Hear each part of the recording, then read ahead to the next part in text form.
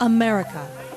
It's the land of the free, the land of mass consumption and mass retail. But across the country, an awakening. Someday there isn't going to be this. It's going to be all corporate America. No one's going to know what mom and pop is like. No one's going to know what customer service is like. It's just all going to be one big square box. They walk into their old downtown and half of it's boarded up, and then they go out into the outskirts and it looks like every other town they've ever been in, with one big box, one big chain after another. So not only do you rob a community of its money, but you also rob it of its soul. The place that springs up that is kind of faceless, that looks the same in every city, inside and outside, that you could wake up in one, you'd have no clue, were you in Texas or Iowa or wherever. When I came here, there was 2 stores open. There was about almost 2,000 people here. There's 600 people here. All the business closed up. The retail market there, the grocery stores closed up. Over the last decade, 11,000 independent pharmacies shut down, as did 40% of the nation's independent bookstores. 100 chain restaurants capture nearly half of the average American's budget when they dine out. Borders now dominates the national retail book market, with over 1,000 locations bolstered by its partner, Amazon.com. Starbucks has nearly 7,000 coffee shops across the country, with 1,300 more by 2007. In some cities, you'll find several at one single intersection. And Walmart, the world's largest retailer, America's richest corporation, keeps growing with close to 4,000 stores and 4,000 more by 2010. Let's see, we lost GE, Chicago Pneumatic Tool, we lost Bendix, we lost the base. We have a Walmart in Rome, we have a Walmart in New Hartford, we have a Walmart in North Utica. We had 3 Walmarts. A seismic shift in the economy splits shopping into a national pastime and a political act. We started because of the war, and we said we don't have a vote up there. They're going to do whatever they want to do. Our real vote today in America is with our dollars.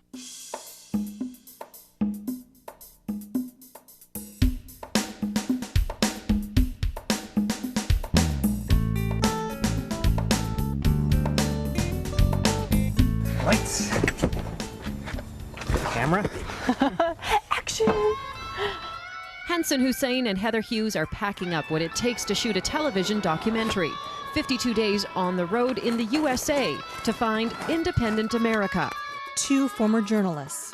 One, an award-winning international reporter accustomed to covering wars and disasters.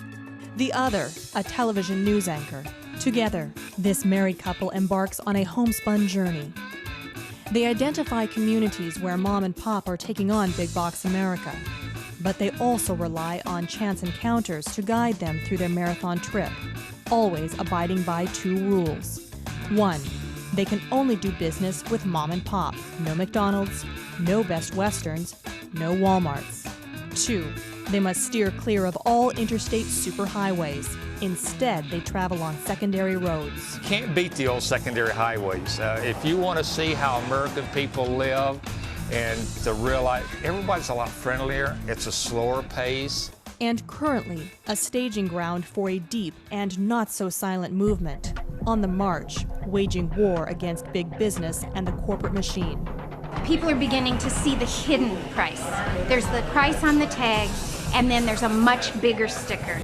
Walmart descended upon our town and basically bought the election. It was offensive to me that they were coming in across the street, and I wanted to see if there was something I could do about it.